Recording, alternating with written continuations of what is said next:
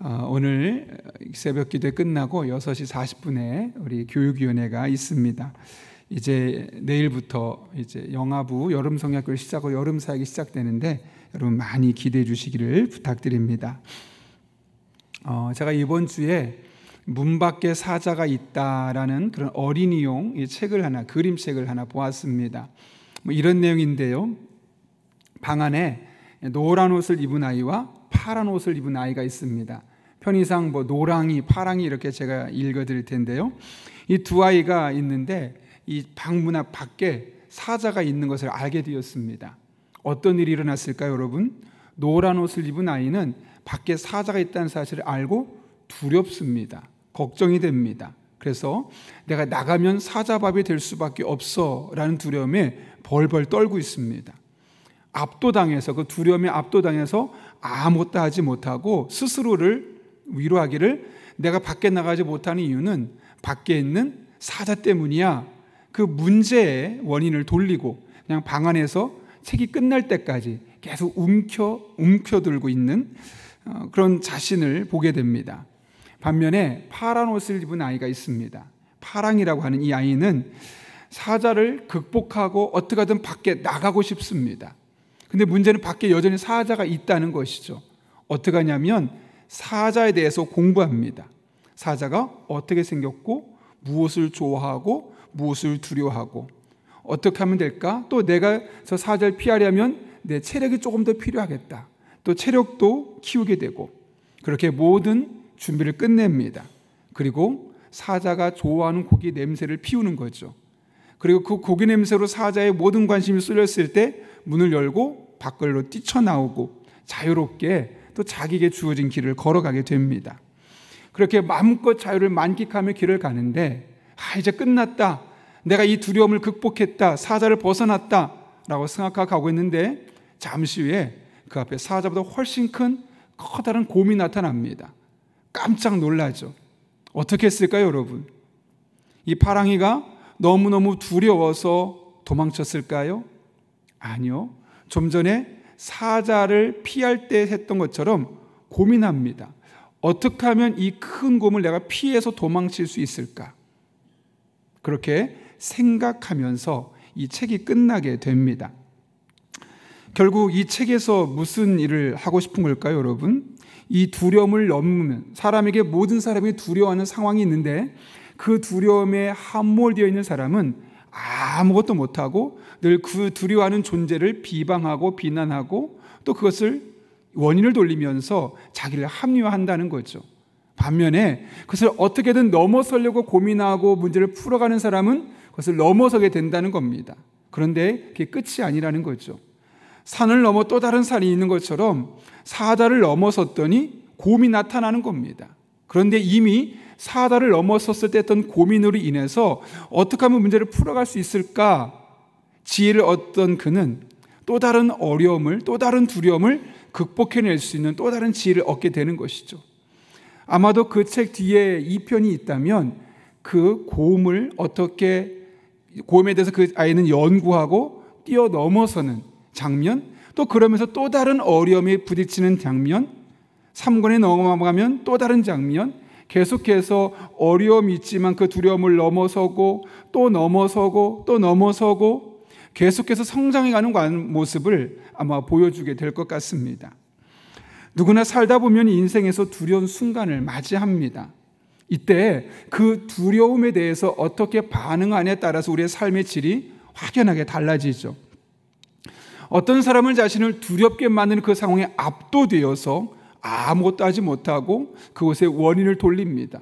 저것 때문에 그래, 저 사람 때문에 그래, 그렇게 이야기하죠. 그러나 반면 어떤 사람은 그 두려움에 맞서면서 한 걸음 한 걸음 앞으로 나아갑니다.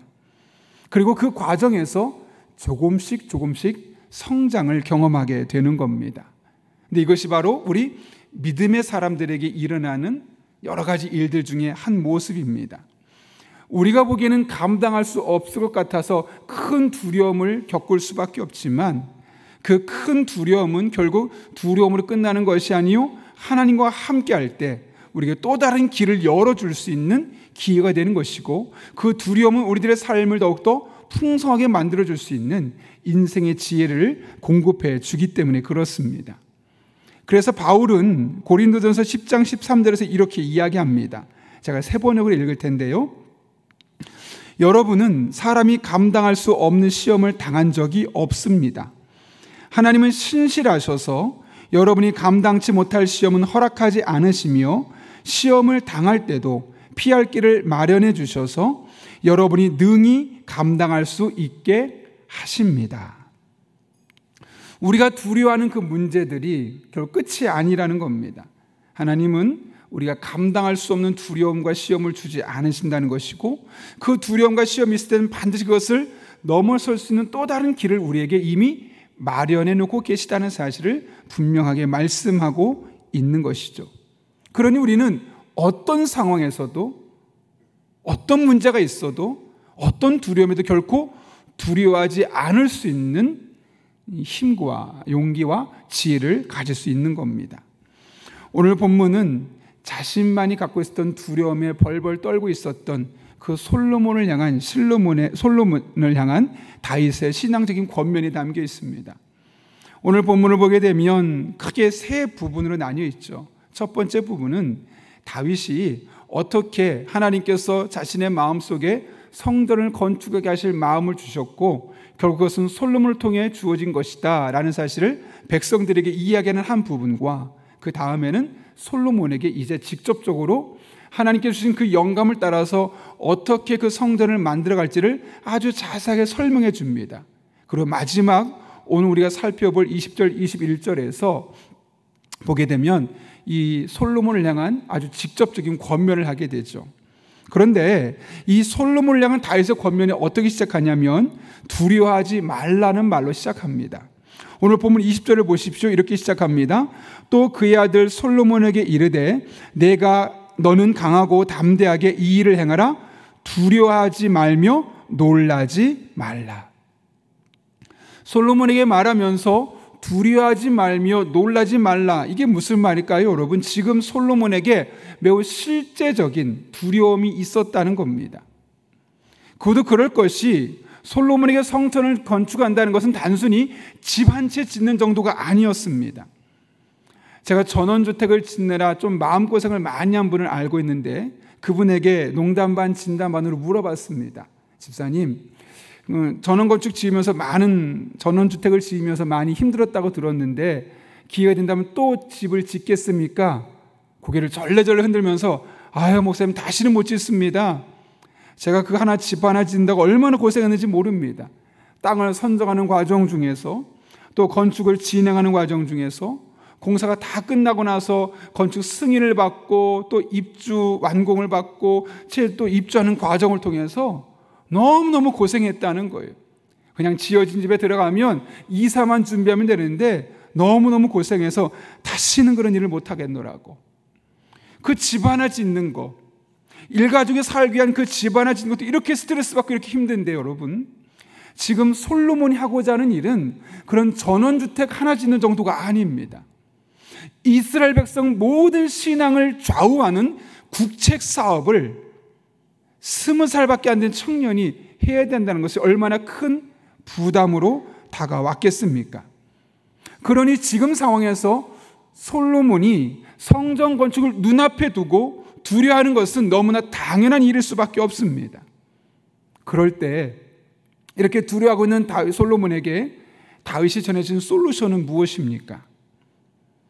오늘 본문 20절 말씀 이렇게 이야기하죠. 한번 다 같이 20절 읽겠습니다. 시작. 또 그의 아들 솔로몬에게 이르되 너는 강하고 담대하게 이 일을 행하라. 두려워하지 말며 놀라지 말라. 내가 여호와의 성전 공사의 모든 일을 마치기까지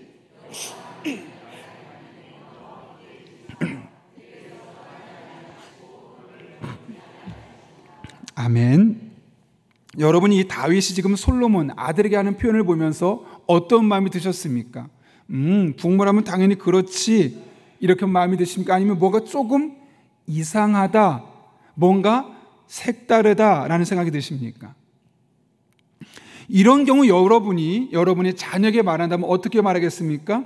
솔로몬아, 너의 하나님 여호와께서 너와 함께 계시사 너에게서 떠나지 아니하시고 너를 버리지 않을 거야. 이렇게 너의 하나님이라고 말하는 것이 일반적일 겁니다. 그런데 오늘 솔로몬에게 다윗이 뭐라고 말합니까? 나의 하나님이 너와 함께 계시사. 뭔가 좀 이상하죠. 너의 하나님이 아니라 다윗 나의 하나님이라고 말하고 있는 겁니다. 이를 통해 우리가 알 수 있는 사실은 20살 청년 솔로몬이 아직 하나님을 나의 하나님으로 인격적으로 만나지 못했다는 사실을 알 수 있습니다. 그런 솔로몬에게 너의 하나님이라는 말은 아무리 말해도 뜬구름 잡는 소리일 수밖에 없고 아무런 감동도 없고 어떤 영적인 도전도 줄 수 없는 겁니다. 왜요? 솔로몬에게 하나님은 아직 나의 하나님이 아니거든요. 그런 상황에서 다윗은 뭐라고 말하냐면 나의 하나님 솔로몬아 너 그동안 보아왔지. 이 아버지가 지금까지 왕으로서 살아오면서 얼마나 많은 위협이 있었고 고난이 있었고 힘든 일이 있는지 너 충분히 보았지. 그때마다 하나님이 나와 함께 하시면서 어떻게 이 문제를 풀어가도록 이끌어 오신 것을 너는 눈으로 잘 보지 않았느냐. 그 나의 하나님이 너는 아직 그 하나님 만나지 못했지. 나한테 듣기만 했지. 그런데 나의 삶을 통해 내가 경험했던 그 나의 하나님이 너와 함께 하시면서 너를 도와주실 거야 라고 말씀하고 있는 겁니다. 여러분 이게 무엇일까요? 이를 통해 우리가 알 수 있는 두 가지 사실은 첫 번째로 다윗이 여호와 하나님을 나의 하나님으로 고백할 수 있을 만큼 하나님의 은혜를 충분히 경험했고 그 하나님을 나의 하나님으로 고백할 수 있을 만큼 그의 신앙의 고백이 완전하게 세워져 있음을 우리는 알 수 있는 것이죠. 그리고 이제는 한 걸음 나아가서 내가 만난 하나님을 나의 아들 솔로몬도 그대로 만나기를 바라는 그 영적인 갈망과 열망이 있음을 우리는 이 다윗의 고백을 통해서 충분히 알 수 있는 겁니다. 그런 맥락에서 다윗은 지금 이 성전 건축하는 과정을 단순히 건물을 짓는 것이 아니라 성전을 짓는 것이 아니라 솔로몬의 신앙을 건축해가는 과정으로 만들어가고 있음을 우리는 알 수 있습니다. 다윗은 이 순간까지도 어떻게 하면 내 아들에게 내 자녀에게 내가 만난 하나님을 소개할 수 있을까? 내가 만난 하나님을 그에게 알릴 수 있을까? 그런 영적인 갈망, 하나님 만날 수 있는 그 신앙의 기회문을 열어주고 싶었던 그 다윗의 마음이 여러분의 마음속에 전달되십니까? 여러분 이렇게 다윗이 매 순간 심지어 솔로몬 이 성전의 건축한 이 준비하는 과정까지도 어떻게 하면 나의 아들이 나의 하나님 만날 수 있게 할까를 고민하면서 그 한마디 한마디를 세심하게 준비하고 있는 모습을 보면서 여러분 어떤 마음이 드십니까? 아니 이렇게 한 결과가 어떤 일이 일어났을까요, 여러분? 우리가 보시는 것처럼 역대상 28장에서 끝까지 다윗은 아직 하나님을 나의 하나님을 만나지 못한 솔로몬에게 계속 권면하는 겁니다. 그런데 그 결과 역대하 1장 1절을 보게 되면 이제 다윗이 세상을 떠나고 솔로몬이 이스라엘의 왕이 됩니다. 그때 솔로몬의 삶을 어떻게 묘사하느냐? 역대하 1장 1절 말씀입니다. 이렇게 말합니다. 다윗의 아들 솔로몬의 왕위가 견고하여 가며 그의 하나님 여호와께서 그와 함께 하사 심히 창대하게 하셨더라. 뭐라고요? 다윗의 하나님께서 솔로몬과 함께 하셨다고 말씀하지 않습니다. 여기서 그의 하나님은 그건 누굴 말할까요? 솔로몬의 하나님입니다. 역대상 28장까지는 하나님을 일컬어 솔로몬에게 말하기를 나의 하나님, 너는 나를 통해 들어보기만 했고 한 번도 그 하나님 만나지 못했지만 나의 하나님 여전히 살아계셔 라고 말했던 그 다윗의 신앙이 역대하 1장 1절에 가서는 솔로몬에게 말하기를 다윗의 아들 솔로몬의 왕위가 견고해 가며 그의 하나님 여호와께서 그와 함께 하시면서 그의 삶을 심히 창대하게 하셨다고 이야기합니다. 아버지 다윗의 하나님이 그의 아들 솔로몬의 하나님이 된 겁니다. 그리고 그 하나님이 솔로몬에게 더 이상 아버지 하나님이 아니라 나의 하나님이 된 순간부터 하나님이 솔로몬과 함께하기 시작하는 겁니다. 그리고 그 솔로몬을 심히 창대하게 하셨다. 좀 쉬운 번역을 보면 사람들이 우러러보게 하셨다. 저 솔로몬은 하나님이 함께하는 사람이구나. 저 솔로몬의 삶 사모돼. 나도 저렇게 솔로몬처럼 하나님을 잘 섬기고 그 솔로몬이 경험한 하나님 나도 만나고 싶어. 사람들에게 영적인 도전을 줄 수 있을 만큼 그의 삶을 놀랍게 변화시켜 갔음을 우리는 볼 수 있는 것이죠. 좀 전까지도 하나님이 어떤 분인지 몰라서 그의 아버지가 나의 하나님이 너와 함께하길 원한다라고 말했는데 이제 역대하로 바뀌면서 솔로몬에게 하나님이 그의 하나님이 되셨음을 성경이 말하는 것. 다윗이 자신이 떠난 뒤에 이어질 솔로몬의 삶을 위해서 얼마나 노력했는지 우린 눈치챌 수 있지 않습니까? 여러분, 다윗이 1000년, 100년, 만년 살 사람이 아니죠. 좀 시간 지나면 내 인생은 이제 세상을 떠날 수밖에 없고 나의 하나님은 어쩌면 더 이상 나의 아들의 하나님이 될 수 없다는 사실을 그는 이미 알았습니다. 그래서 내가 세상 떠나기 전에 내가 믿는 하나님, 내가 신앙하는 그 하나님이 나의 아들의 하나님이 되었으면 좋겠다. 그런 마음을 가지고 어떻게 하든 매 순간순간 나의 아들의 신앙을 건축하고자 했던 그 다윗의 모습, 그런 모습을 보며 우리의 모습을 돌아보게 됩니다. 여러분, 우리는 어떻습니까? 우리의 모든 행동, 우리가 나누는 모든 대화가 우리 아이들에게 나의 하나님을 소개시켜 주는 그런 기회장입니까? 나의 하나님이 우리 아이들의 하나님이 될 수 있는 그런 은혜가 흘러가는 축복의 장입니까? 아니라면 아이들에게 나의 넋두리를 늘어놓거나 아니면 세상에서의 성공학, 내가 살아보니 인생 이런 것이더라, 그런 성공학을 강의하는 그런 강연장에 그치고 있지는 않습니까? 하나님께서 우리들의 삶에 다양한 삶 현장, 다양한 상황, 때로는 두려울 수도 있는 그런 어려움을 주시는 이유가 무엇 때문이겠습니까? 단순히 그거 하나 겪어보라고 주는 것이 아닙니다. 오히려 이런 다양한 과정을 통해 우리가 겪은 그 다양한 모습의 하나님을 우리 자녀들에게 나의 하나님이 이제 너의 하나님이 될 수 있도록 훈련하고 가르치고 전하고 소개하는 것에 그 목적이 또한 있음을 우리는 깨달아야 합니다. 그래서 우리는 어떻게든 우리 아이들이 하나님을 만날 수 있는 그 기회장을 만들어주고 그 기회장을 열어주고 그렇게 될 수 있도록 기도하는 것, 그것이 어쩌면 우리 부모 세대에게 주어진 영적인 사명일 수도 있는 것이죠. 월요일부터 전교인 새벽 기도회가 있습니다.